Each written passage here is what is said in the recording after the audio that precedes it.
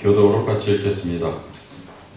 예수께서 한 배에 오르시니 그 배는 시몬의 배라. 육지에서 조금 떼기를 청하시고 앉으사 배에서 무리를 가르치시더니 말씀을 가르치시고 시몬에게 이르시되 깊은 배로 가서 그물을 내려 고기를 잡으라. 시몬이 대답하여 이르되 선생님, 우리들이 밤이 새도록 수고하였을 때 잡은 것이 없지만은 말씀에 의지하여 내가 그물을 내리리다 하고 그렇게 하니 고기를 잡은 것이 심히 많아 그물이 찢어지는지라. 이에 다른 배에 있는 동무들에게 손짓하여 와서 도와달라 하니 그들이 와서 두 배의 체험에 잠기게 되었더라. 시몬 베드로가 이를 보고 예수의 무릎아래 엎드려 이르되 주여 나를 떠나소서 나는 죄인이로소이다.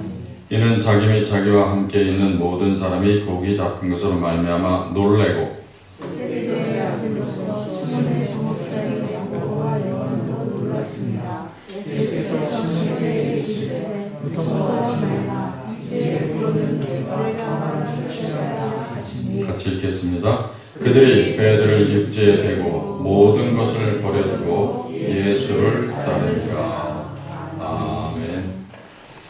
네, 오늘 성경 말씀을 보면 베드로가 밤새도록 물고기를 잡으려고 애를 썼지만 허탕을 쳤어요. 그래서 고기 잡기를 포기하고 그물을 싣고 있었는데 이때 예수님이 베드로에게 다가옵니다. 그 배를 타고 이렇게 말씀하십니다. 깊은 데로 가서 그물을 내어 고기를 잡으라. 그러자 베드로가 이렇게 얘기합니다. 밤이 새도록 수고하였지만 잡은 것이 없지만 선생님이 말씀하시니까 그물을 내리겠습니다. 이때 아마 베드로는 속으로 이렇게 생각했을지도 모릅니다. 제가 평생 이 갈릴리 바다에서 고기를 잡았습니다.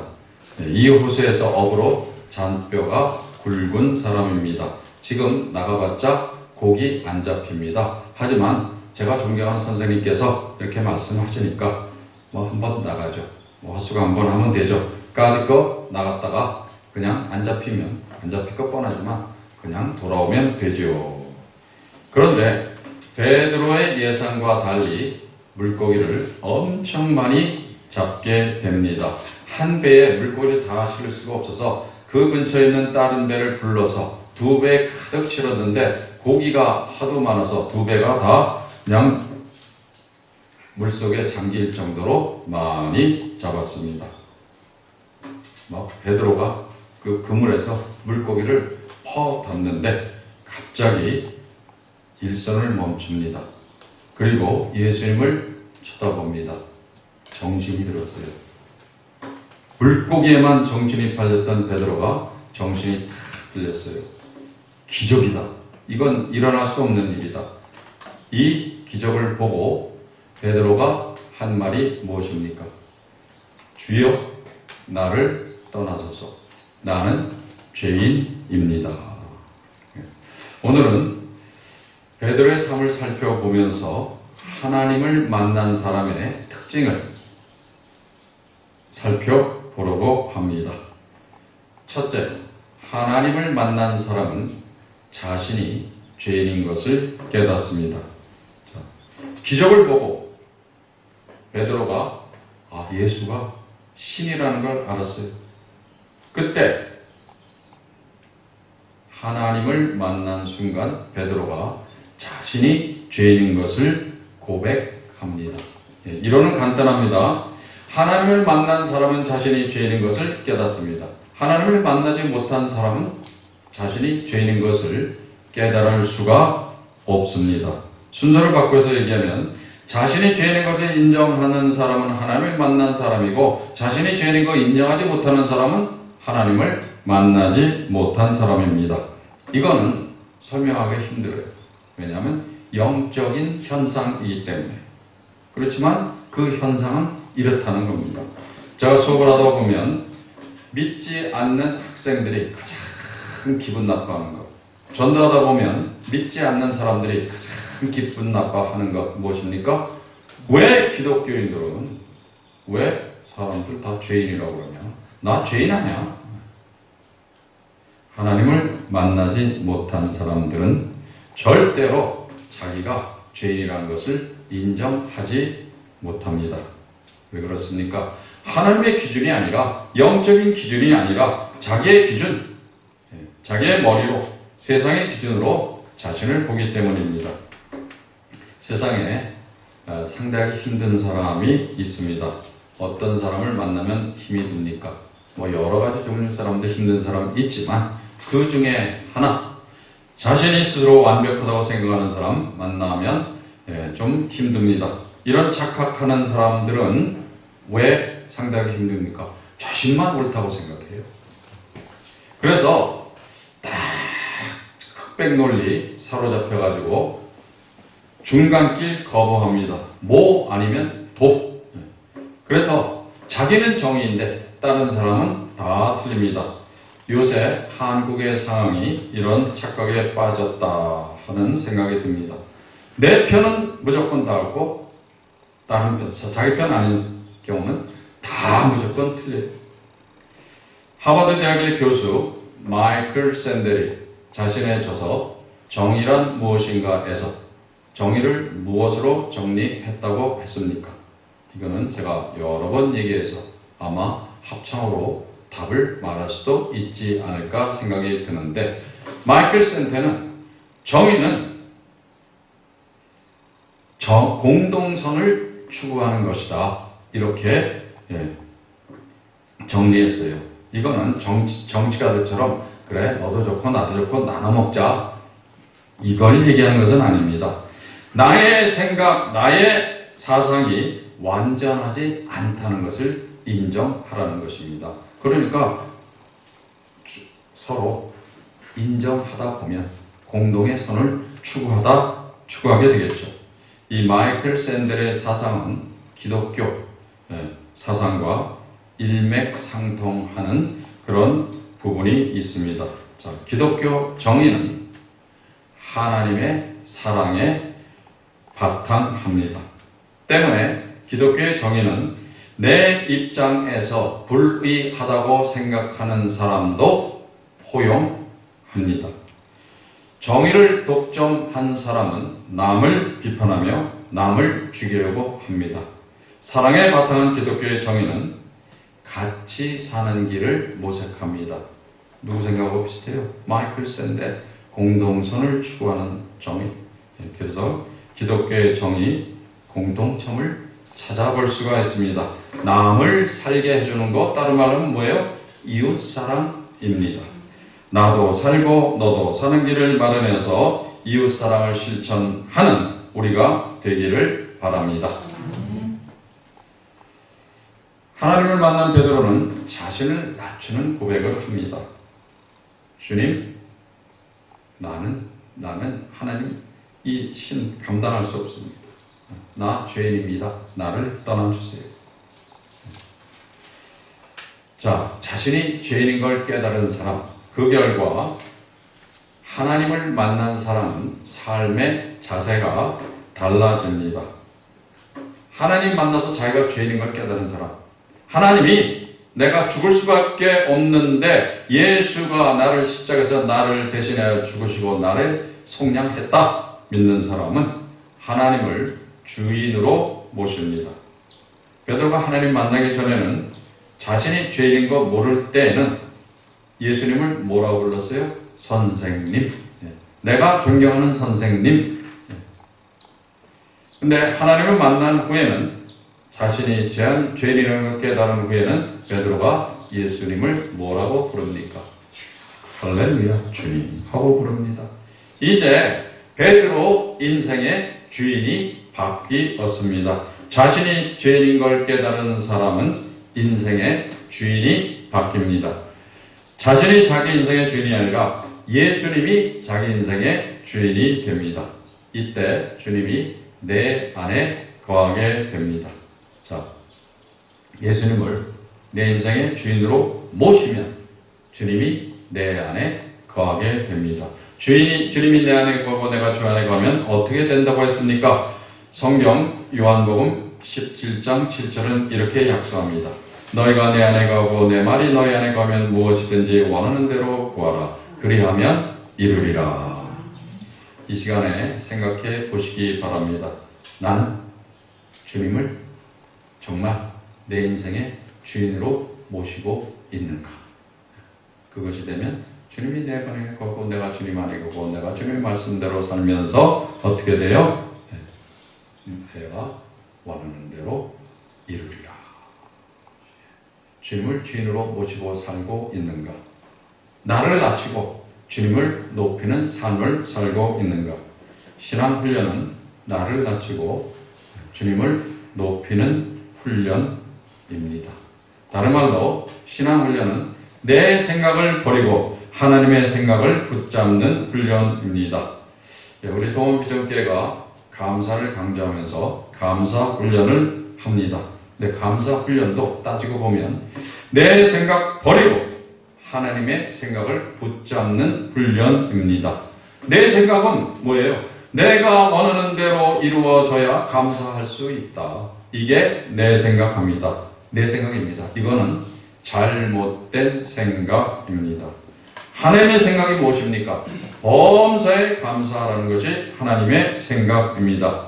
자, 내 인생에 내가 주인이 아니라 하나님이 주인이다. 이걸 인정하는 사람만이 하나님 명령 따라서 하나님 생각대로 사니까 범사에 감사할 수 있게 됩니다. 만일 나는 지금은 감사할 수 없다. 나중에 잘 되면 감사하겠습니다. 라고 생각한다면 이건 아직도 내 인생의 주인이 하나님이 아니라 내가 내 인생의 주인인 것을 깨닫고 회개해야 합니다. 세상 사람들은 믿음이 없어서 하나님 눈에 안 보이는데 내가 믿을 수 없다. 이렇게 말하는 것이 정상입니다. 세상 사람 중에 제가 보고서 받으면 제일 먼저 하나님 믿지 못하는 이유 일본이 뭐라고 했어요? 나는 나를 믿는다. 보이지 않으면 내가 어떻게 믿느냐? 이렇게 학생들이 대답하는데 그게 정상이에요. 그렇지만 신앙 하나님은 뭐라고 말씀하십니까? 믿어야 하나님 볼 수 있다. 이렇게 말씀하십니다. 눈에 보이지 않아도 믿음으로 바라보며 모든 일에 무조건 감사하면 하나님이 나의 인생을 인도하십니다. 잠언 3장 6절에 그렇게 약속이 되어 있어요. 잠언 3장 6절 읽어드립니다. 너는 범사의 그를 인정하라. 그리하면 내 길을 지도하시리라. 범사에 인정하라. 범사는 무슨 일도 포함되어 있어요? 내가 원하지 않은 일, 나쁜 일, 거기도 그것도 포함되어 있습니다. 안 좋은 일이 일어날 때에도 그것을 하나님의 뜻으로 인정하라는 것입니다. 그러면 하나님이 우리에게를 인도하신다는 것이 성경의 약속입니다. 자신을 죄인으로 인정한 진짜로 하나님을 만난 사람. 그래서 진짜 이 하나님을 만난 사람은 하나님을 주인으로 섬기기 때문에 하나님의 주권을 인정하고 범사에 감사합니다. 이런 신앙으로 무정해서 하나님이 우리의 삶을 직접 인도하는 복된 인생이 되기를 주님의 이름으로 축원합니다. 이세종이라는 사람이 있었습니다. 1880년 무등산, 이 전라도 무등산 화순에서 태어난 사람입니다. 이 부모님이 일찍 돌아가셨어요. 형님 밑에서 컸습니다. 형님 밑에서 크는데 뭐 가난하니까 어릴 때부터 머슴을 살았어요. 얼마나 힘들겠습니까? 그런데 열심히 일을 했어요. 청년이 되어 결혼하고 얼마나 열심히 일을 했는지 이 이세종이 30살이 10년 만에 그 동네에서 최고의 부자가 됩니다. 그런데 이세종에 문제가 있습니다. 결혼한 지 10년이 되었는데 애가 안 생겨요. 그래서 뭐 좋다는 약 부자니까 이제 부자가 됐어요. 머슴이 아니에요. 수많은 수장용을 부리는 부자. 그래서 좋다는 약 다 구해서 먹여주고 또 용화단 무당 불러서 굿도 하고 그런데 소용이 없어요. 이렇게 저렇게 아무리 해도 자손을 얻지 못한 이세종이 화병에 걸립니다. 이 화병이 얼마나 심하든지 막 죽게 돼버렸어요. 그런데 어느 날 이 동네 저 동네 떠다니면서 전도하는 여자가 있었어요. 이 여인이 이 이세종 동네 와서 이렇게 소리치고 다녔습니다. 예수 믿어야 산단께, 예수 믿어야 살아, 예수 믿어야 산단께. 근데 이상하게 누워있는 이세종, 꼼짝 못하고 방에 들였던 이세종의 이 소리가 크게 들려요. 하늘의 소리로 들립니다. 이세종이 자리를 팍 쳐고 뛰어나갔어요. 근데 아무리 찾아도 그 소리치던 여자는 눈에 안 보였어요. 대신 전도지 한 장을 줬습니다. 그 전도지에는 이렇게 적혀 있었어요. 예수를 알고 싶으면 성경책을 읽어라. 성경책이 뭔지도 모르는 이세종이 사람들에게 부탁해서 전주에 가는 사람들에게 성경책을 하나 사서 구했어요. 그날부터 성경책을 읽는데 이세종이 학교를 다닌 적이 없어요. 못 읽어요. 열심히 한글 공부를 하고 마침내 성경 읽고 마침내 예수를 믿게 됩니다. 예수를 믿은 이세종이 급변합니다. 돈보다 예수님이 더 귀하구나. 나는 예수님 말씀대로 사는데 내가 가진 모든 재산 이건 내 거 아니구나. 하나님의 것이구나 깨달았습니다. 그래서 이 자기가 빚진 사람들 빚을 탕감해주고 담보로 잡힌 집문서 막 다 땅문서 불살라버리고 창고 문을 열고 주위 사람들에게 양식을 나눠 주었습니다. 땅을 팔아서 구제비 자기 땅 팔아서 면사무소에 기부하였습니다. 이를 보고 마을 사람들이 이세종을 너무 칭찬해요. 우리가 이세종 송덕비를 세우자. 송덕비를 딱 만들었는데 송덕비 없애달라고 여러 번 사정해서 그 송덕비를 결국 땅속에 파묻었다고 합니다. 이후 이세종은 예수님을 전하는데 전생애를 바쳤어요. 많은 사람들이 이세종 변화하는 것을 보고 예수님을 믿었습니다. 이세종은 모든 것을 버리고 예수님을 따랐습니다. 자, 하나님을 만난 베드로가 어떻게 했습니까? 누가복음 오늘 본문 말씀 5장 11절 읽어드립니다. 그들이 모든 것을 버려두고 예수를 따랐더라. 하나님을 만난 사람은 모든 것을 버리고 예수님을 따르는 삶을 삽니다. 자, 베드로가 성격이 급한 사람입니다. 다혈질입니다. 무식한 어부였습니다. 실수를 많이 하는 사람이었습니다. 제자들 중에서 겁이 없이 제일 처음 예수님이 걸어오자 걸어오라 제일 먼저 바다를 걸은 사람이 베드로입니다. 하지만 중간에 파도를 보고 겁이 나서 물에 빠져서 살려달라고 울부짖던 사람도 베드로였습니다. 자, 예수님을 잡으러 온 유대인 말고의 귀를 칼로 벨 때는 베드로가 정말 용감한 사람같이 보여요. 그런데 예수님이 체포되자 베드로는 3번이나 예수를 부인하는 겁쟁이로 변합니다. 도대체 종잡을 수 없는 사람이었습니다. 결점이 많은 사람이었습니다. 그런데 하나님은 결점이 있는 베드로를 결점이 있는 채로 사용하셨습니다. 그가 실수도 많이 하지만 성령 충만해서 베드로가 설교하자 단번에 3,000명이 회개하고 예수님을 믿는 놀라운 역사가 일어났습니다.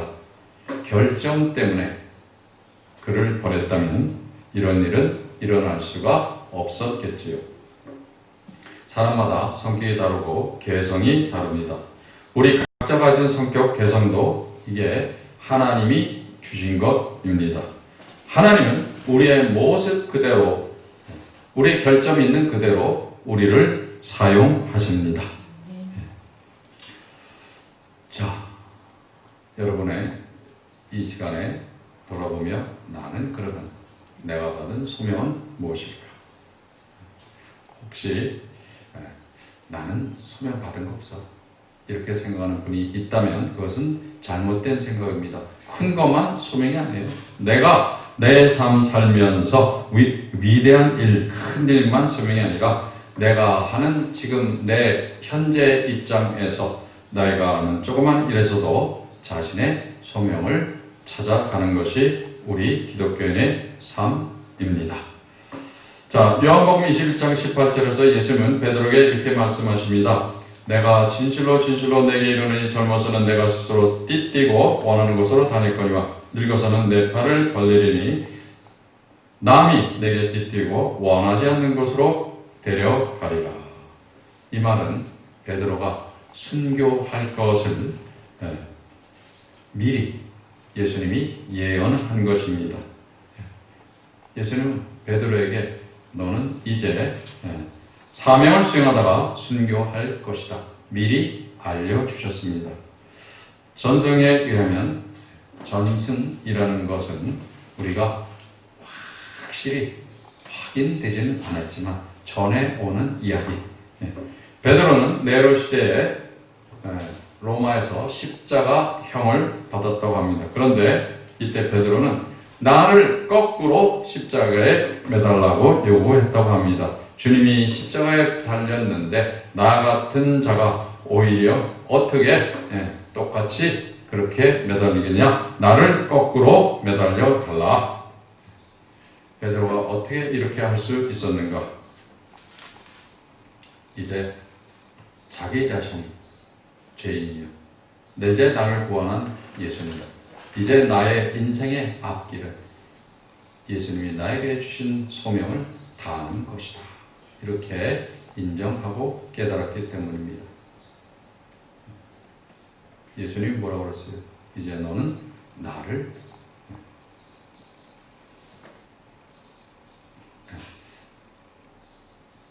복음을 전하라.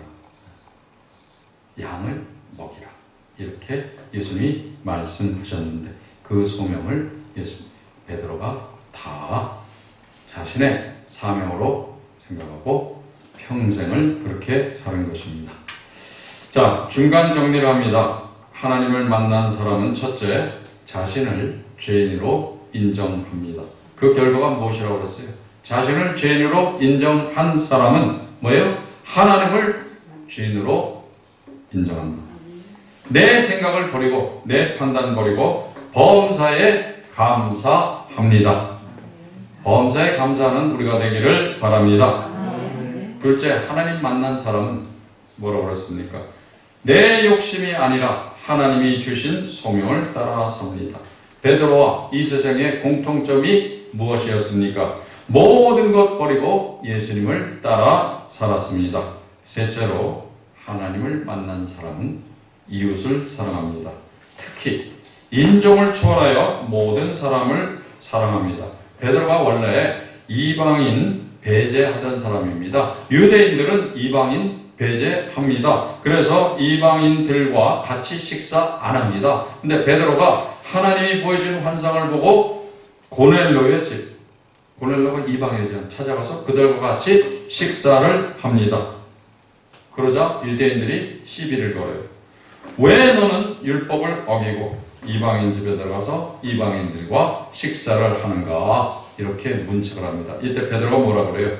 나는 하나님의 명령에 따라 이방인과 식사를 하고 그들에게 복음을 전하고 있는 것이다. 하나님을 만난 사람은 인정의 담을 허물고 사랑을 나눕니다. 이웃을 사랑합니다. 요새 강대국들이 자기들만 잘 살겠다고 이렇게 하는 것 잘못된 것입니다. 그걸 뭐라고 그랬어요? 신보주의, 고립주의 택하는 것은 매우 비성경적인 잘못된 것입니다. 자, 중국은 공산주의 국가이니까 기본 사상이 잘못되어 있으므로 어찌할 방도가 없어요. 방법은 하나님이 강권적으로 역사하시어 중국 공산당이 무너지고 중국의 기독교가 왕성해지기를 소망합니다. 미국은 그래도 기독교 정신, 기독교 문화가 잠재되고 계승되는 나라입니다. 미국이 이렇게 하는 것은 매우 잘못된 것입니다. 자, 현재 중국은 공산당 사상을 바탕으로 무자비하게 대모대를 진압하고 있고, 미국의 트럼프 대통령은 성경을 손에 들고 무자비하게 대모대를 진압하는 것을 합리화했었어요. 어저께부터 오늘 조금 트럼프가 뒤로 물러났어요. 성경을 손에 들고 무자비한 정의를 행사하는 것은 가짜 기독교 정신입니다. 성경을 손에 들지 않더라도 중요한 것은 우리가 기독교 정신으로 살아야죠.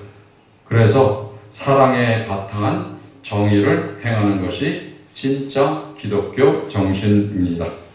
미국의 강대국이 잘 돼야 세계가 또 잘 돼요. 미국에 진짜 기독교 정신으로 무장된 대통령이 선출되어서 세계가 평화로워지고 더 많은 나라들이 같이 잘 사는 더 좋은 세상에 오기를 간절히 소망합니다. 전도도 이웃을 사랑하기 때문에 하는 겁니다. 한 영혼을 사랑하기 때문에 전도합니다. 하나님을 만난 사람은 꺼져가는 등불과 같은 연약하고 보잘것없는 영혼, 내가 판단할 때 아우 저 죄인, 아우 저 모자른 저 인간, 그 사람에게도 계속적인 관심을 갖고 사랑을 줍니다. 교회 나오다가 실족한 영혼 불쌍히 여깁니다. 그래서 이런 교회는 어떻게 그 교인에게 전화라도 한마디, 말이라도 한마디 따뜻하게, 진짜 그렇게 하나님 만난 사람은 그 교인 찾아가서 또 다시 전도하겠죠. 우리가 보이지 않는 사람, 안 믿는 사람 전도하는 것도 전도이지만, 예수님 믿다가 교회 신앙이 약해서 실족한 사람, 아니면 그저 아무것도 모르고 교회 발만 하다가 교회 못 나오는 사람, 그 한 사람을 잘 보살피는 것도 전도입니다. 자, 이웃사랑의 기본은 전도입니다. 우리 주변의 이웃, 실족한 영혼에게 복음을 전하는 우리가 되기를 바랍니다. 하나님을 만난 사람 네 번째는 다른 피조물도 사랑합니다. 오늘 소개했던 이세종이라는 사람은 공부를 못한 사람이에요. 하지만 이세종이 하나님을 만나자 모든 생명을 가진, 하나님이 창조한 모든 생명을 가진 그 다른 피조물들을 경외했습니다. 산천, 초목, 금수, 곤충까지 사랑했어요. 산길을 다니면서 풀잎도 막 쓰다듬고, 누가 비슷해요? 성 프란치스코가 이렇게 했대요. 파리가 들어오면 문을 열고 밖으로 쫓아내긴 하지만 죽이지는 않았습니다. 넝쿨을, 길에 가다가 넝쿨이 뻗어나오면 그 넝쿨을 이렇게 피해서 다녔다고 합니다. 생명은 대소고조를 막론하고 하나님이 주신 것이고, 하나님이 그 생명을 주관한다고 교회에서 배웠기 때문입니다. 이세종 초등학교도 안 나온 사람이잖아요. 저는 생태신학을 전공한 박사입니다. 자, 이세종은 생태신학 아무것도 안 배웠지만 그저 성경에서 생명 사랑하는 생명 존중의 사상을 거기에서 배웠겠죠. 자연을 사랑하는 사람이 되었습니다. 하나님을 만난 사람은 하나님이 창조한 모든 생명을 사랑합니다. 그래서 모든 피조물, 자연을 애호하며 관리합니다. 오늘이 환경주일입니다. 한국의 모든 교회가 오늘 주일을 환경주일로 지킵니다. 우리의 삶에서 정말 생명 존중 사상, 자연을 애호하는 그런 우리가 되기를 바랍니다. 자, 오늘 말씀 정리합니다. 하나님 만난 사람은 1번, 자신의 죄를 깨닫고 하나님의 주권을 인정하고 모든 일에 감사합니다. 이걸 다른 말로 뭐라고 표현할 수 있어요? 하나님 사랑입니다. 2번, 하나님을 만난 사람은 이웃을 사랑하며 전도합니다. 3번, 하나님을 만난 사람은 다른 피조물, 자연을 사랑합니다. 간단하게 정리하면 하나님을 만난 사람은 하나님 사랑, 이웃 사랑, 그리고 자연을 사랑합니다. 요즘 코로나로 인해서 좋아진 것도 있습니다. 인간들이 활동을 적게 하니까 하늘이 파래지고 공기가 깨끗해졌어요. 인간의 활동을 자제하니까 세상이 좋아지는 것도 있더라. 다른 생물들이 우리는 마스크라도 쓰고요. 그죠? 방 안에라도 있지만 다른 생물들은 그냥 방치되어 있습니다. 다른 생물들도 이 미세먼지, 초미세먼지에서 해방이 됐어요. 자, 하나님 사랑, 이웃 사랑, 자연을 사랑하며 다 같이 함께 잘 사는 세상을 만드는 데 기여하는 동원 비전교회 그리고 우리 한국교회가 되기를 간절히 소망합니다.